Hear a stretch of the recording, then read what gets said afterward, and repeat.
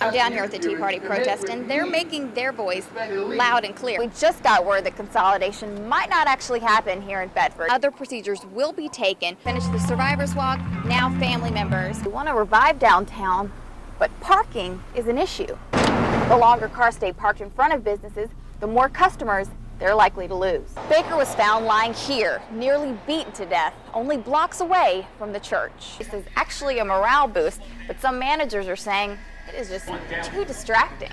When EC Glass opens these doors on Friday, they'll be one of the first in the nation to perform Phantom of the Opera.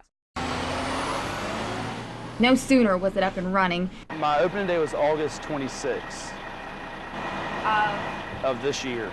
Then it was up in flames. More than 30 firefighters responded, but the damage had been done. Actually, it tears through me. It makes me real emotional. I put so much time into this restaurant. I spent about 2 months trying to fix it up to bring traditional country cooking to this town. A type of restaurant this community had been waiting for. The best food around. Even the firefighters that fought to put the flames out raved about it. My co-workers like their country fried steak. But just after the doors closed Thursday night, that hometown cooking was taken away. It was all wrecked, the water, all destroyed, all the food gone. But one of Hollingsworth's collectibles, a statue that meant something to him and his staff, made it out with only a few scratches. Bernard's been with me for 10 years, so and all the waitresses always touch him for good luck. But despite his bad luck, Hollingsworth says he won't waste any time getting up and running again. But I'm hoping I can get in there and start cleaning up and hopefully bring it back to life. Some artifacts from the Civil War that have never been seen before will be in Lynchburg starting Saturday. The Lynchburg Museum is putting together the one-of-a-kind exhibit. Sally Delta got to preview some of the artifacts and hear the stories of how they affected so many right here in Central Virginia.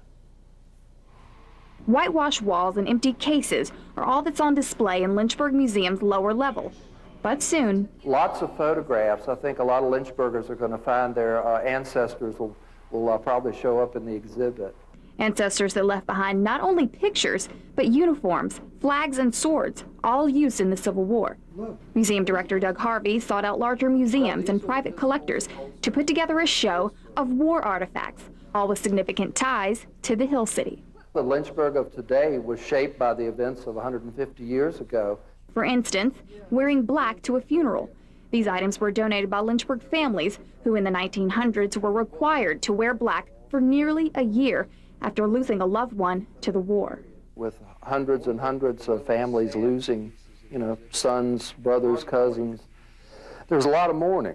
Soldiers clinging to their faith carried around small Bibles.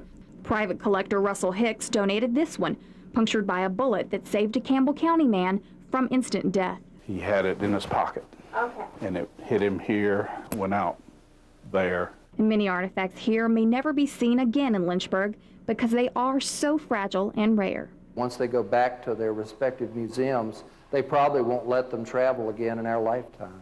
In Lynchburg, Sally Delta, 1319.